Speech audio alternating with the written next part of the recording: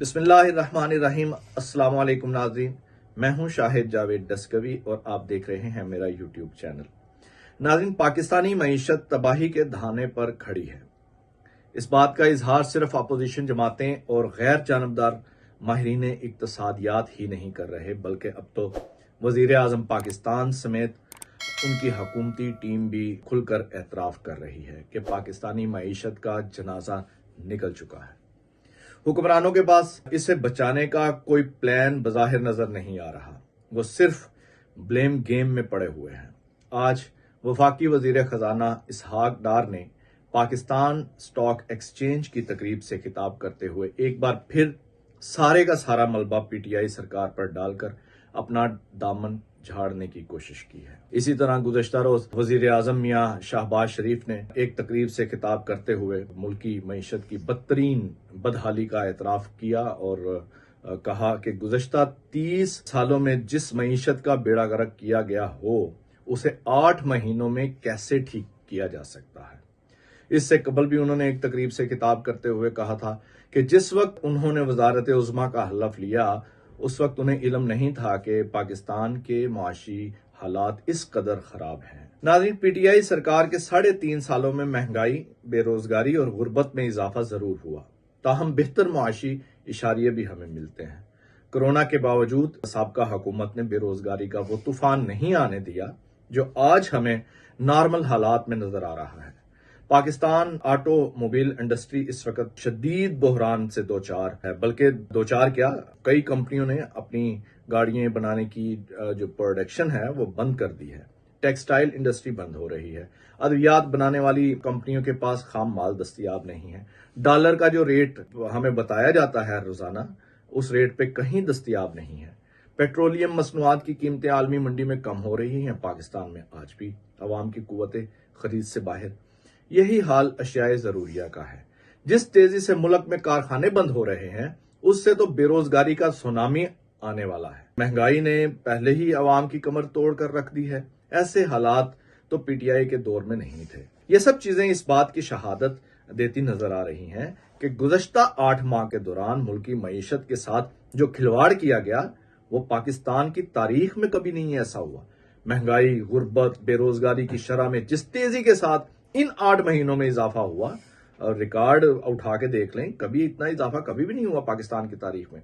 लेकिन हुक्मरान हैं कि मैं ना मानू की रिट लगाए जा रहे हैं।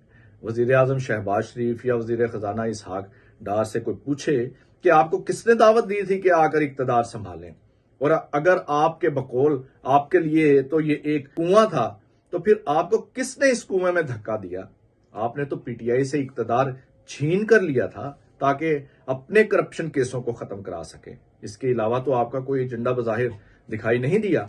आपने अपने अमल से यह बात साबित की है कि आपका असल एजेंडा यही था, मुल्क की सलामती, मुल्क का वकार, मुल्क की तरक्की, अवाम का फलाह बहबूद आपके पेश नजर कभी रहा ही नहीं और इस बार भी नहीं था। वजीर आजम साहब फरमाते हैं कि 30 साल की खराबियों को 8 माह में ठीक नहीं कर सकते।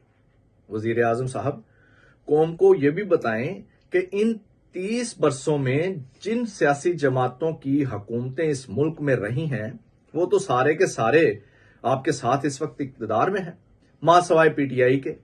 आप पीटीआई का 3.5 साल दौर निकाल दें, बाकी 26.5 साल तो इस मुल्क में उन पार्टियों ने हुकूमतें की हैं जो इस वक्त आपके साथ इक्तदार के झूले झूल रही हैं। उनमें आपकी अपनी पार्टी भी शामिल है। आपकी कही बात के मुताबिक तो इस खराबी के सबसे बड़े जिम्मेदार आप खुद हैं। रही सही कसर आपने गुज़श्ता 8 माह में पूरी कर दी। मुल्क को कौम का इतना नुकसान 30 बरसों में नहीं हुआ जितना आपने 8 महीनों में कर दिया है। फिर भी आप और आपकी टीम ढटाई के साथ अपने किए का सारा इल्जाम जो है वो दूसरों के खाते में डालने की कोशिश कर रही है। हौसला करें, जिम्मेदारी कबूल करें और कौम को सच बताएं कि आप और आपकी टीम इस काबिल नहीं थी कि वो मुल्क की मईशत को बेहतरी की जानिब ले जा सके। नाज़रीन, आज के जदीद दौर में अगर किसी मुल्क को तबाही से दोचार करना या उसके वसाइल पर काबज होना मकसूद हो तो ये अमल मिसाइल और टैंकों पर चढ़कर हासिल नहीं किया जा सकता, बल्कि यह हदफ उस मुल्क की मईशत को तबाह करने से हासिल किया जा सकता है। अमेरिका, इसराइल, भारत और दीगर मगरबी ममालिक की रोज़े अव्वल से यह ख्वाहिश रही है कि किसी तरह पाकिस्तान को जोहरी सलाहियत से महरूम करके उसे डी न्यूक्लियराइज किया जाए, मगर खुशकिस्मती से माजी में इस सिलसिले में किए गए मगरबी ताकतों के घिनौने मंसूबे कामयाबी से हमकिनार नहीं हो सके। ताहम अब ये दुश्मन ताकतें अपने अहदाफ इकनॉमिक हिटमैन यानी मुआशी कातल के जरिए पाकिस्तान की मईशत को तबाही से दोचार करके हासिल करना चाहती हैं।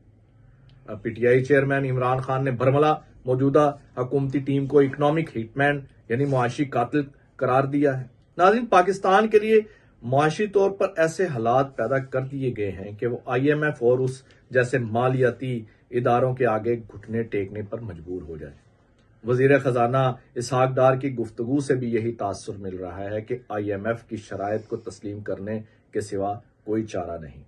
तमाम मुआशी पॉलिसियां IMF के मुताबिक बनाई जा रही हैं।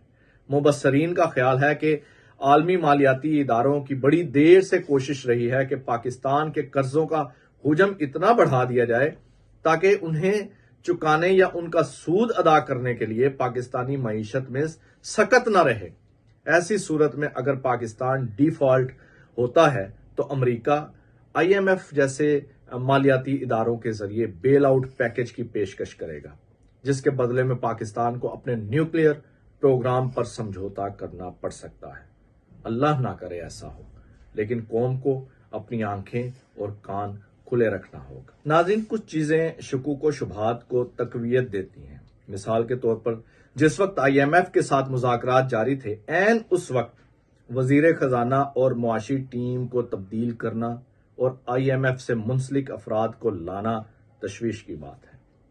इसमें कोई दो राय नहीं कि IMF को अमरीकी और उन मगरबी ताकतों की पुश्त पनाही हासिल है जिनकी आंखों में पाकिस्तान का न्यूक्लियर प्रोग्राम खटक रहा है। ऐसे हालात में IMF के आगे लेटना और उससे मजीद कर्जे लेना मुल्क की सलामती के लिए खतरा साबित हो सकता है। ऐसी सूरत हाल में मुल्क को मुआशी तौर पर इस्तेहकाम के बजाय सियासी इस्तेहकाम की अशद जरूरत है। इसके लिए दो ही रास्ते हैं।